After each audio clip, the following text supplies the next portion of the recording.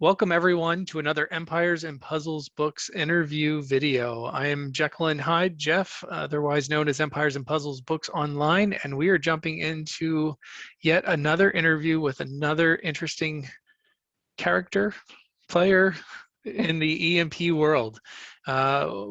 She is an Avenger, and she is known as ScndStar. Welcome to the interview.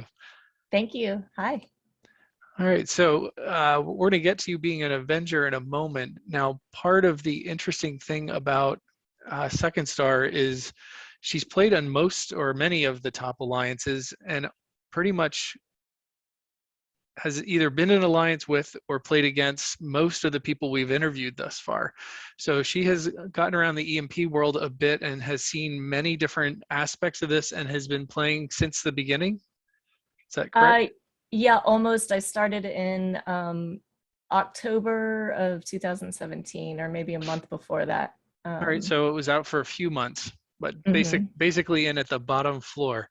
So you got some history there. And we're Right. speaking from Virginia today? Virginia, yeah. All East right, so Coast, US. East Coast, US.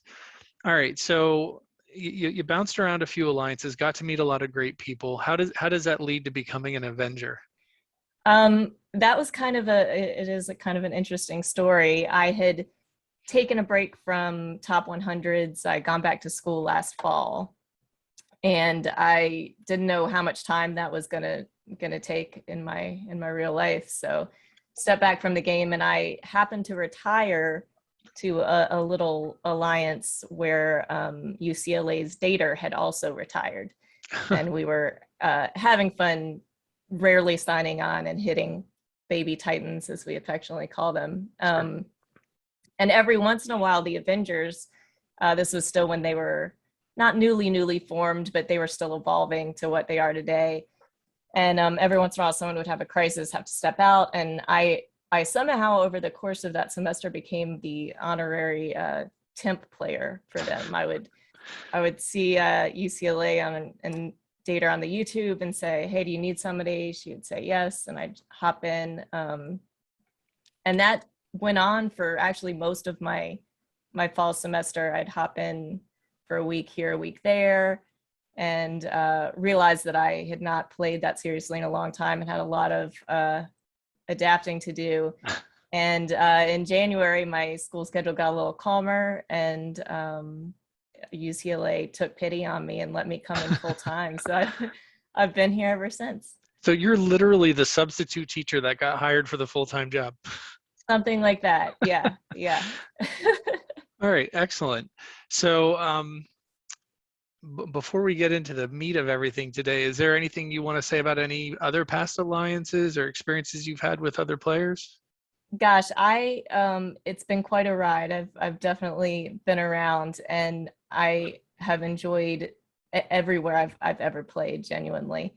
I really liked stepping down a lot to the mid-level alliances when I wasn't playing seriously, just to see what people were doing all over the place. You get an interesting perspective, for sure. And I've seen the cleverest of ideas before at actually lower ranked alliances. But yeah, it's been amazing.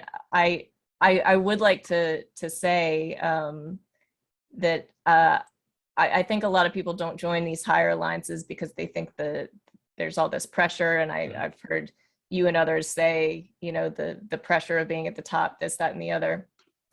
In my experience, everywhere I've played, I've felt the same level of pressure everywhere. And it's usually not from the alliance, it's usually from myself. So if you're a person who wants to play at a top alliance, you're your own worst enemy, for sure. These top alliances they're not crazy. Agreed. I don't think you could really have a successful top alliance if it was too rigid a system. I think so. I was gonna say, two of the things I think that held me back actually in growth as a player was one, taking way too long to start competing in the challenge events. I just didn't think I had what it took to do it. And Mm-hmm. I'll always credit Keon Lee Waffles for helping me make that jump into being more competitive. And the other one was staying away from top alliances for too long, because there is a lot Mm-hmm. of ancillary benefits. I mean, if you're not in an alliance that's killing 14s every day, you're missing out on all those ascension mats. The chances for those ascension mats. And I don't know if you would share this experience, but for me, the hardest alliance I was in, as far as following rules and being micromanaged and being stressful, was probably one of the least rated of the higher alliances I was in. Yeah. I've definitely seen that before, especially when you get into alliances that are right outside of the top 100 and making that final push to get up. It can actually get a little crazy. Mm-hmm. So yeah, most people, like I said, most people who are in the top of the top have worked so hard and so long and wanted to be there that that there's not as much structure that you need almost. Yeah, and it can be more relaxed than people think. I mean, the complete Mm-hmm. opposite of stress, at least in my current alliance, our leader has recently declared that it is against our rules for anyone to quit during a rush a war. It's a good Because rule. you just can't. You're not allowed Yeah. to. You're just absolutely forbidden from leaving the alliance during a rush war, like, or immediately after. Yeah. Like you just we all got to take our lumps with rush. We as a community complained forever about field aid, and this is what they gave us in its Yeah. place. So We asked for it, didn't we? We actually just came off a loss to 70D at Rush last evening. So mhm. It I feel happened. that pain. Yeah.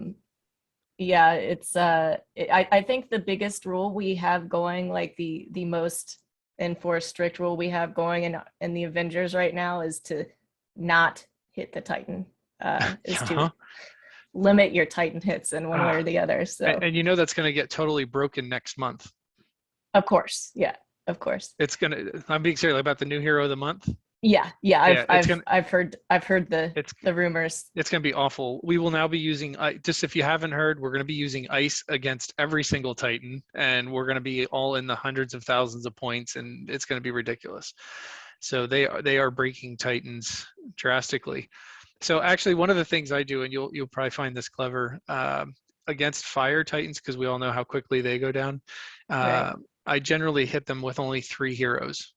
My goal is to break 100K with just 3. Yeah, that's a good goal. That's a good challenge. I like that. We do less heroes. We do off-color teams sometimes to Okay. blues, to Right. or reds rather. Right. Um, Nice. but yeah, mostly we have to just stop hitting. Like we might only do like 1 or 2 hits and then Mhm. wait. Yep. um, Yeah, we're because limiting flags now too, just because you take too you many got big chunks to. out. So I Yeah. believe I'll give a shout out to Quinn from 7DD. I believe he has the current record for a 3 hero hit on a 14-star Titan. He's in, I think it was 120 something. So Oh my 120K hit with goodness. only 3 heroes was pretty sweet. I've gotten into the That high is 90s. impressive. I've gotten to the high 90s, but I have not broken into the hundreds. Um, so when you bounce and you take a break from the heavy play and you go into a lower level alliance, do you find that, like, are they aware of who you are and expect you to be in teacher mode right away, or are you allowed to be No, no, incognito? no. They're usually great. They're usually I have my biggest advantage is just that I've been playing for 4 or 5 years, you Mhm. know. These guys are smart, especially even newer people who've come up real fast, and they know what they're doing. There are a lot more resources than there used to be, such as your channel and others like it, books, etc. But yeah, it's they leave me alone, or they don't know who I am. Some of the newer generation doesn't know me, thank goodness. but yeah, they're always very very nice, and I learn stuff, so it's a great perspective. Great. And I always get ahead of myself with this question, and I always forget to do it at the beginning. ScndStar, what's the story? uh Way back in the day, I'm old as the hills, and way back in the day when I was in high school, we used to use this little thing called AOL Instant Messenger, and that was like our main means of communication. And it was a 16 character limit, and I somehow squished ScndStar to the right, it is a Peter Pan reference, and I squished all that into 16 characters. And when I adopted it for a game handle over the years, I, for some reason, just took it down to the first 8 of those. So that is ScndStar, or as Zero likes to call me, Vowel Eater. And I do have an alt that is jokingly called Third Star, spelled THRD, that is around here somewhere on a tablet, but Are you not active on I your lose it a lot. third star is not active? I use it. It started almost that first year, the same time Second did. So it's a pretty decent mid-level account, but it gets I only use it on a little Android tablet that I have, and I honestly don't know where that tablet is half the time. I played seriously with it 2019-ish. I was playing on both accounts pretty regularly, but I'm just I don't have that kind of time to invest anymore, so it sits. But I did, interestingly, on that count over the course of about 4 years, was able to level a set of mana troops to 29, and it is, I think, the only payment I ever did on that account was when they started doing what's the monthly thing with the dragon and the gems, the VIP. Yep. So I am not good with names. So there was maybe a year on that account where I did the VIP thing, but other than that, did not spend money on it, and I was able to get a main set of. I hear people sometimes comment on these 30 level troops and stuff. It's like, well, it costs this much and this much, and yeah, if you want to do it instantly, it does. But right. But you can get there. You can't get max troops without Right. Money in the game really just buys time. Exactly. Most things in the game, you're spending money on time. You're just speeding things up. Now with the summons, you're obviously spending for chances, but all the other in-game spending is really just buying time in a lot of ways. So before we get off the conversation of alliances, knowing a little bit of the history of Empires and Puzzles and your connection to it, there was some drama a few years ago with an alliance member of note that really took advantage of a bunch of alliance mates. And I don't want to hash that up and bring all that up. It affected the people who it affected. But the reason I'm mentioning it here is I think there's value in talking about the risks of, this is still an online community. It's a worldwide community. So if you can just speak a little bit about, you don't have to get into your personal experience necessarily, but what your concerns are for players out there that are mingling with these 29 other people. Yeah, absolutely. This is an excellent point. And I don't mind saying that this incident you're talking about, I was one of the victims of, and I was scammed. So if it happens to you, or you think it might be happening to you, don't be shy about telling people about it, and don't think that it's not going to be you, because it really could be. We never know who we're playing with. As friendly and nice and wonderful as your alliance mates may be, even the ones that you've played with for years and think just always be careful. Remember to never step outside the box of this being an online relationship, and personal details, money transfers, stuff of that nature is really, really not safe in this environment. I think part of that risk, and I was not anywhere near the situation you're talking about, but I just happen to have an awareness of it at the time. Part of that, I believe, and you can correct me if I'm wrong, also deals with another risk aspect, specifically playing this game, which is gambling addiction. And people who absolutely are addicted will say and do anything to get money from people so that they can keep up with their addiction. Because that's sort of what was going on, right? You had an alliance mate that was selling stories to funnel in cash to keep the summonsing going. Yeah. So be aware that we are I guess on some level an at-risk group, right? Which means everybody you're playing with might be at a different level of financial concern. Absolutely, so, yeah. Whether they call it gambling or not, it is there is gambling here for sure. And yeah, one of the most important things I think you can do with this game, if you are going to spend money, is to make a budget, be Mhm. specific, have a plan. Because yeah, I mean, other than the scam danger aspect, I've seen people get themselves in trouble over the years, spending stuff that they didn't have. So Sure. definitely concern on both ends of that. Sure. I've probably talked to at least 5 players in the last month that are in concerns about where they're at with the game and where their spending is. So that's a real thing. So Mhm. please be mindful of that and be very cautious of the great people you're meeting in game that might seem like they need money for something else. I would be a little cautious and skeptical about what story you're being sold. For sure. All right. So let's talk about another place that you have personally, in a huge way, I think, impacted the Empire's Puzzles community, and that's with your graphic design background.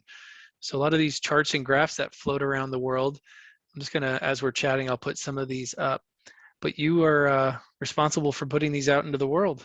Yeah, a lot of them are no longer, or a lot of them are out of date at this point. But I still do the uh, occasional one for fun. But yeah, certainly back in the day, I realized that, especially when I was in the 7DD family, that there was a need. There were all these people with great ideas about Titans, about war, about all these things, and if I Mhm. could put their words into a guide a visual guide that people could see, that would, and that's what I do. Um, so That's good. yeah, I've over the years tried to contribute that way. It's usually not my Titan hitting that's contributing, so at least I can make it look pretty, I guess. This is great. I'm looking at your guide to the ward rotation, and I love your description for rush attack. Oh Just yeah, know, and that one is still timely. At least I'm sure it'll be outdated in another month or so. But no, I'm still waiting to see what they're going to do with raid formations coming to war, if that's going to be a thing or not. is that happening for No, sure? no, Oh, oh, oh! Just I'm if I'm it happens. I'm the guilty person for starting that rumor. I just can't imagine that they went through the trouble to create, that layer of software that allows raid formations, and that's not going to become a thing at some point. It does So seem to be right there, doesn't it? Yeah. I would assume that there's the risk of them either Yeah, coming to war gosh, or to raid tournaments or both. that was really a little ill-timed for me because I was wholeheartedly into testing my war teams, trying to keep up with all these Avengers people at the top of the game here. And all of a sudden my rating was rendered no longer even somewhat applicable to to to real wars. But I appreciated they gave us those Friendly battles uh now. yeah, yeah, Yeah. friendly battles. I was disappointed they weren't counting in my raid chest, but you got to have something to whine about, I guess. Yeah. uh but yeah, I make sure to use those flags, and otherwise rating is just I I I try not to color match. I do all these things to put in an extra challenge in the thing, but the formations really have made it kind of wacky to me, and I'm a person that needs a lot of practice. So it's a struggle, but The struggle is real. yeah. Oh, it is what it is. So tell us a bit about, I don't think you sent me a picture of your roster. You did send me your troops, which I think you and I are actually right about the same spot with troops, two sets at 30 and a third set at 29. Yeah. Uh, what about, we're going to look at your war teams in a minute, but you want to give us some roster highlights? Sure. I actually counted today because I thought there was a chance you would ask the question. I have 89 80s, not zero UCLA level. Those two always, uh, I'm not going to say compete, but they're always aware of the other's progress. Um, I have taken too many months off. I do have I have three on the way up that I will probably do soon. I never lack mats anymore because I have kind of invented mediocrely but consistently enough, and have been playing for so long, and I don't do a lot of heroes compared to the people that have been playing as long as me. So I think right now I'm working on a second Black Knight, a third Alfriki, and a second Leidenbrock, because it's an embarrassment of riches. But I don't have a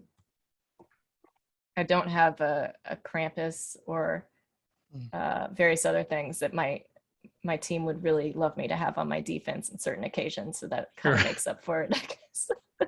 Well, it might at this point might be good not to have Krampus, because there'll probably be a Krampus costume by this December. Probably so. Yeah, you raise a good point. I'm usually a latecomer. I think the Avengers waited on me to get a Bara about 3 or 4 months behind most everyone else. I think I was one of the last to get a Black Knight when I first joined.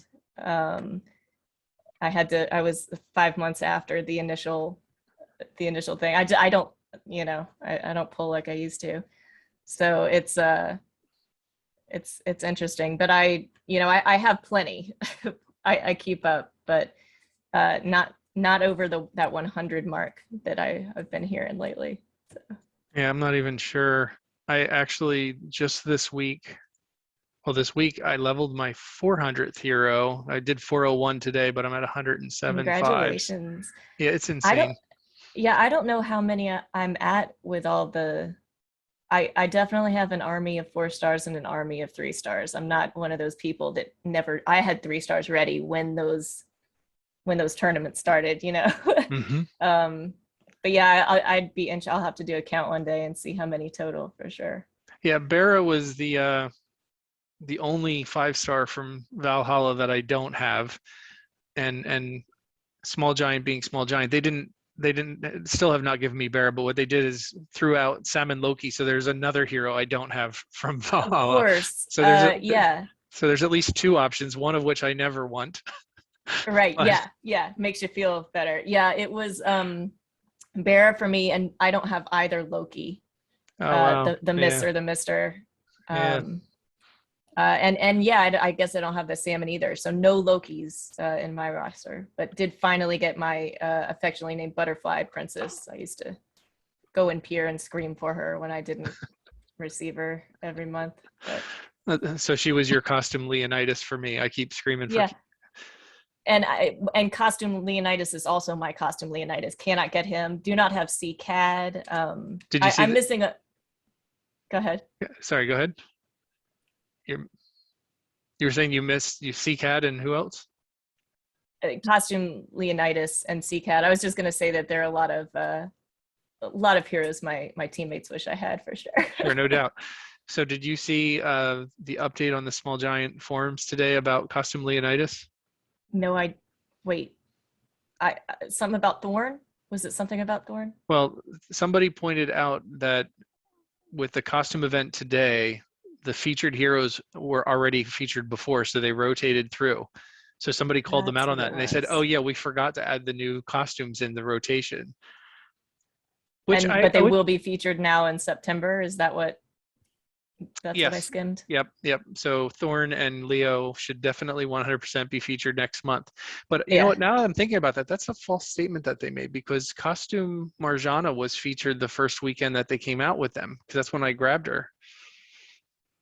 I'm pretty confident. I think that's when I got her too. Yeah. I'm pretty confident she was feature. All right, so let's dive in and look at your war teams. Now I have to laugh. Your teams are named very similar to Charvel 74, who I just interviewed from the Avengers. So I'm starting to wonder, does UCLA Pack expect you guys all to name your teams the same monikers there? We are expected to be specific with our team names if we can. Yeah. Interesting.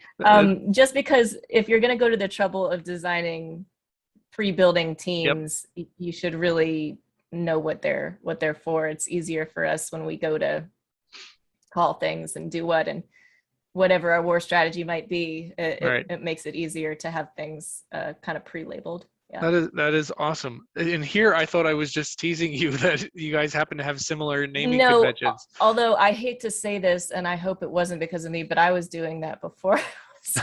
I'm a big labeler and spreadsheeter and organizational person, but yeah, right. It's kind of handy. I mean, I already had those labels on my spreadsheet too, but All right, well, let's walk through your teams. So I'm looking at one Bara, the Holy and Dark team here. Yeah, is that Regard and Viv? Yep. I label them by healers on my spreadsheet. So yeah, I am a weirdo and I track every single war hit I take, Nice. which team I used, how many points that the hit earned, whether it was a clean or a miss or a one shot, just so I can look at trends. And that team is an interesting one because in the past 8 or 9 wars, it changed. Lepiota, I got late, of course, and she used to be hell. That team was atrocious. That was my worst war team. It was getting 58% success rate when I went for a one shot, which is not acceptable. Mm-hmm.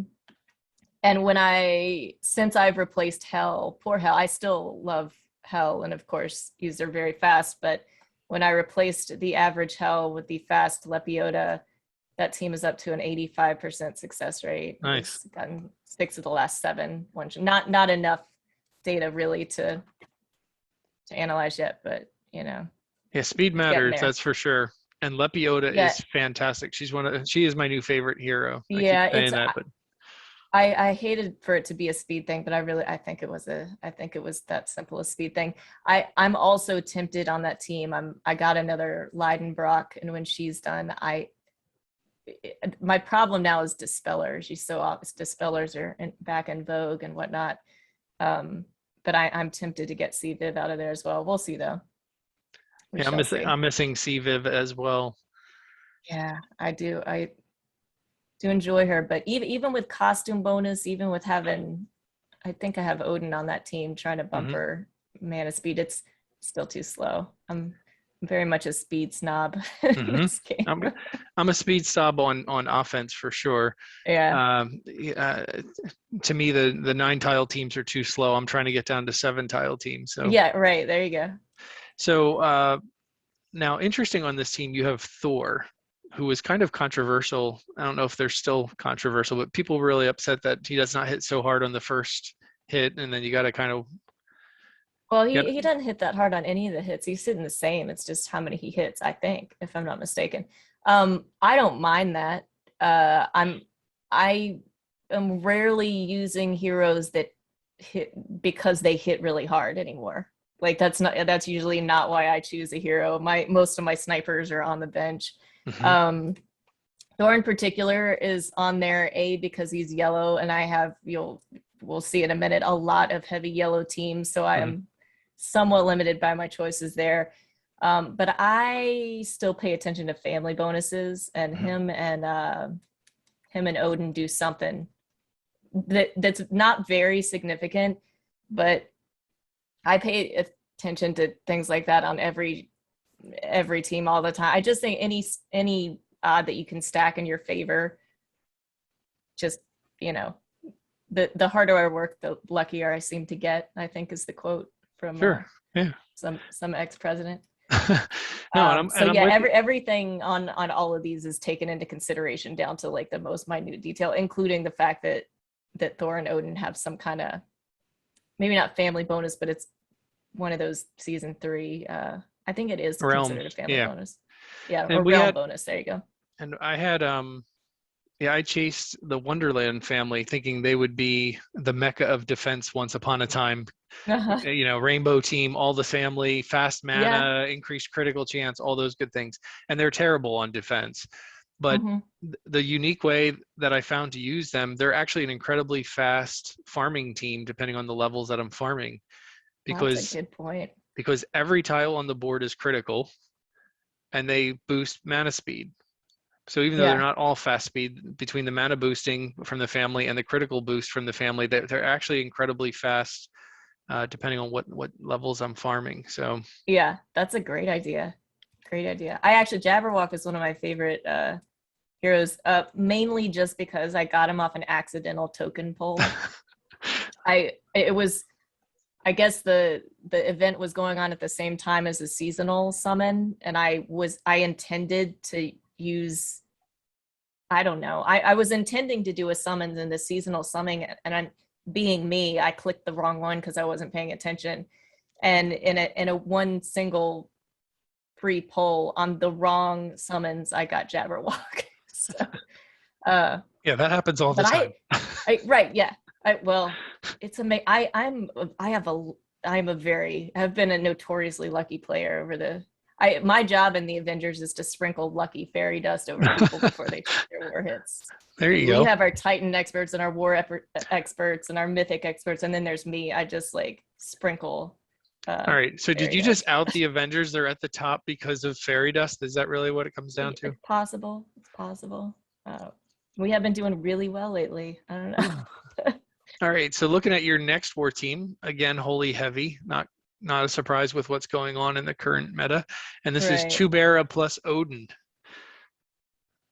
So with Ariel and Finley, Anatel, Guardian Gazelle, and Drake Fong.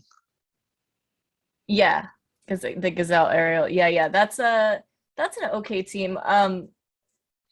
Actually, it's one of my stronger ones. You have to be careful with Gazelle these days for sure, but I usually am. That one over the, I guess, last 30 or so has about a 74% success rate. It usually gets used as a one-shot team. It usually works. But yeah, I wouldn't risk Gazelle without Ariel, without a really good healer and that mana bonus and all that stuff. It's definitely a riskier one, but it usually works out for me. Yeah, you got to watch Gazelle because you use her with Ariel, and Ariel gives you the mana boost, but then Gazelle takes it away. So it's like Right. Well, I mean, if Gazelle dies, you're done right. in this team. Like if oh yeah. She doesn't keep the effect. Usually, I mean, using Ariel to get Gazelle to where she is actually Right. charging for sure. But yeah, it's definitely a tricky team. All right, so we're looking at one of your Black Knights now on 3 with Yeah. Zemkitha and Gefyon, Ratatoskar and Only Frigg. the only Black Knight team for now. I haven't quite gotten that other one up yet. Yeah, that team, 83% success rate, and I've had bad luck with it the past 10 or so, so that's skewing that. I used to be a well over 90% success rate on that team. Nice. Ironically, it changed not after I put Zimmy in for Garnet, because it seemed like that post cleanse was usually more helpful than the protectant. The way things timed themselves out. Although in general, I would say that Garnet is a much superior hero. But that team actually used to be heavy green. I think there was an Eve instead of a Gefjon or something. Mm-hmm. And that seemed to actually be a little bit successful, but I can't go back to that because emblems got stripped somewhere or the other. So yeah, that one has been good. That one has been a little bit questionable of late, but still one of my decent one-shotters for sure. Yeah, earlier you had mentioned about straying away from snipers, and so have I, except for Gefyon. Unfortunately, I pulled her emblems off, but that's stilling the minions first and then smacking them. That is right. An excellent thing. Right, and with Black Knight's buff, she's almost deadly right. on the full heroes. So yeah, definitely an exception there.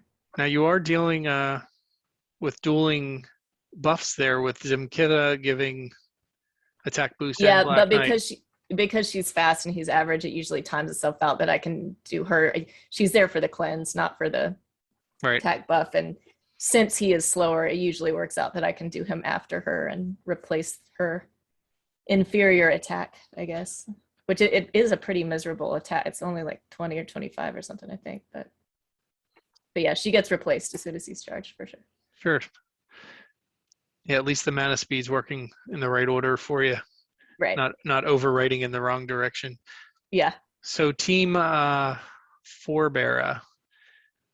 with the new deadly hero Moral and Ariel. Yeah. And then Margaret, Kingston, and Evelyn. That is the Kingston version. Kingston is I don't have Lady of the Lake on there anymore. Nope, Margaret. Yeah. That team is usually my cleanup team. I can usually count on one of the others missing, and that's usually what does the Right. cleanup. I used to insist on having Lady the Lake on that team, despite my hatred for slow things. But she's just in a couple of the different war rules and the attack boost era, stuff like that. It just kills her minions so quick that, and well, if she ever charges, exactly Sure. what you would think might happen with Lady the Lake on offense happens. So I've played with, that being a green heavy, blue heavy. The green heavy teams seem to do better than certainly the blue or even red heavy teams, but that one's still under construction. Yeah, and I know, like, I totally get how layered this game is with confirmation bias and mythology and lucky and unlucky streaks, blah blah blah. But I tell you, I would swear that my account is just laced with green tiles, and I don't know if it's just because like I built 2 copies of a monster nature team and I just get green tiles a lot. But even when I'm raiding, I tend to still raid mono, and when it's like I go in with a team, I'm like, the board is green. Like, why do I ever choose anything other than my green team? So, but I've done I see that too, but I think I see green everywhere. So it's par for the course over here. For the record, I have objectively studied the boards and they are random. The colors are random. They're almost perfectly equitable. It was actually kind of impressive how equitable the random number generator is. But boy, good for you for doing that, by the way, because but I'd still swear there's like I'm as much of a victim as anybody else in thinking the boards are challenging to us. It's easy to do. All right, so your next team here, 5 Freya, with Freya and Dr. Moreau and Sabina, Malozzi, and Delilah. Yeah, that team has evolved a lot too, and against certain opponents is the necessary clean team because there aren't any Freyas 70D. So and that one actually, Sabina can get swapped out for Regard. Sometimes Dr. Moreau is swapped out for my Bara. That one and the one before evolve a lot the day of, depending on who we're fighting. If we're fighting someone who actually has a lot of snipers on their defenses, that previous team with Margaret, I will throw Lady the Lake in there because Margaret will dodge everything, or at least the ones around her, and it works great. Sadly, you just don't see that anymore. So. I'll tell you one of the things that I'm enjoying with Moreau. I have a raid team that I've been using with Moreau and Hannah and Lepiota. And since they're all season 3, the bad news is like you're using the dark tiles, but they keep flipping the dark tiles into those Underwild little attack things. Underwild gems, right? Yeah, which is nice. And I feel that, and don't get me wrong, I love the game and kudos to the designers and Small Giant for coming up with things, but there are sometimes they do little things that annoy me, like having the tiles affected for the color of the heroes that you're already using. It's like I'm trying to get rid of those tiles. Right. So I Put would you in a pickle. Yeah, for sure. Like I think the Underwild heroes would be so much better if they changed a color on the board that wasn't their color. Yeah. That's a good point, actually. It's just, I find that, it's just stupid things. Like I'm looking at your team here, Freya, it being a druid. Like druid summons a minion. Like we don't, that's getting in the way of what Freya is trying to do. So, it is what it is, I guess. Yeah, the redundancies are, sometimes I enjoy the redundancies. I don't mind that Margaret is a dodger and does dodge. Dodging. Mm-hmm. But yeah, I understand what you're saying. Some of them, it's like 1 step forward, 2 steps back, kind of thing, for sure. Sure. Like, I can't think of a specific example, but like, who does the chance of extra damage on attack? I guess it's wizards. So it's like if you have a healer that's a wizard, probably. like they're not going to be attacking, so the chance for that extra damage, like they have like little things like that get wasted sometimes. Yeah. All right, Team 6, Bara, no ninjas. And you got your Professor Lindenbrock here. this team is, in my opinion, the perfect offense team. Nice. As long as I run into issues again, usually with 70D, or depending on how many ninjas the opponent is running, because obviously they render my Sif less effective. But this team, until a couple weeks ago, where there was just a really, really unfortunate board, this team has not missed a one shot since I made it 35 wars ago. All right. You realize 200 people are now building that team. Yeah. Oh, go for it. Go for it. You know. But yeah, I'm absolutely convinced it's like the idea, as long as you're not facing ninjas, or needing a dispeller. I guess that team didn't have a dispeller, but you know, for the usual standard of what we're facing these days, that team is just amazingly effective, which always surprises me, because of the overwhelmingly average speed on it. Mm-hmm. Sure. But yeah, it is what it is. Dear small giant, a red hero that debuffs, please. Please. Or for me, a blue one. Actually the one hero of the month I've never gotten was Frida. Frida.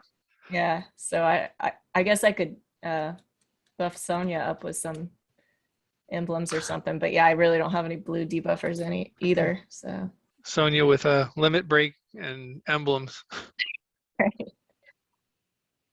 Yeah, very fast wars are definitely getting tricky. With I have one team that I cannot afford to put a deep dispeller on. I just don't have any viable ones left, and it hurts for sure. So earlier you mentioned about getting ascension mats from participating in the challenge events, and you said you kind of do it, you kind of don't. And chatting with you a little bit pre-interview, you're sort of the always the bridesmaid, never the bride, right? Right. I am famous, or I infamous, I guess. I am often 11th place, or used to be. These days, I really am only going for top 100 when I do it. But there was I think it was a particular year. I think it was 2018 or 19, that I was competing in Legendary, going specifically for top 10. Really would think I had it, and would be out of items and this, that, and the other, and I would wake up the next morning at 11th place. The most ironic thing about that is I think it was as recently as joining the Avengers, someone said to me, "Oh, I remember you pushed me into 11th place once." Because meanwhile, I was, or it must have been, I was doing Epic with my alt for a long time with ScndStar, and was pretty regularly doing top 10 that way back in the day when it was a lot less challenging to do so. But apparently I had bumped them to, I can't even remember who it was, but I bumped them to 11th place. So that's how they remembered me, not as being, I had to tell them that I commiserated fully. I can share your pain. A bit ago in Legendary, I went to bed, I think I was 88th or something, and it was late on a Sunday. Like, there's only a few hours left in the event. I'm like, I'm fine at 88th. And I woke up and I got bumped to 101 by 200 points. 200 points. But hey, it happens. There was some top 100 Legendary where I was driving back from a vacation and watched myself fall out of the top 100 and couldn't do anything about it, or something like that. I think last year or the year before that, I guess. So looking at your, but yeah, I've had some right outside the 100s before. One of those, the reason the 11ths became so notorious too is because at least one of them was I was concurrently losing a bet with Dater at the time, who I think it was something like he insisted he didn't have very many items, so he was just going to go for top 100 in Legendary. We were out play arguing in Pier or something, and I was like, well, I'm going for top 100, and there was some bet about just who could get up higher within the top 100. No one was supposed to be going for top 10. Right. And turns out Dater being Dater, of course, had plenty of items and hopped right on up. He might have come in first even. It was something silly, like I was being sandbagged for all sure. right. Oh, wow. Yeah, I noticed in your one screen here from Knights of Avalon that you were 11th and ship bumped you. Yeah, yeah. I've been bumped by the greatest for sure. Well, somebody's got to do it, right? So the Yeah, yeah. community appreciates you being 11th. Right. Yeah, it's a community service, right? So, any closing remarks, comments you want to throw out there, advice you want to give, criticisms, critiques, feedback? Gosh, I don't think so. I think we have covered it all. I guess just again, if you're interested in joining a top alliance, don't be your own worst enemy. Have confidence that you can keep up, that you can do it, that you can make that one shot, hit that Titan, whatever has to be done. It's self-defeat will get you every time. Sure, it's like a job interview, right? If you don't apply, you'll never get the job, and you can leave it up to the employer to say you're not ready for the job. Yeah, no harm done if you don't get in. Getting in is the hard part for sure. Yeah. Yeah, absolutely. Well, really appreciate your time, ScndStar. Thank you for all your contributions to the Empires and Puzzles community, and we'll see you on a battlefield soon. Thank you very much for having me. Take care, y'all.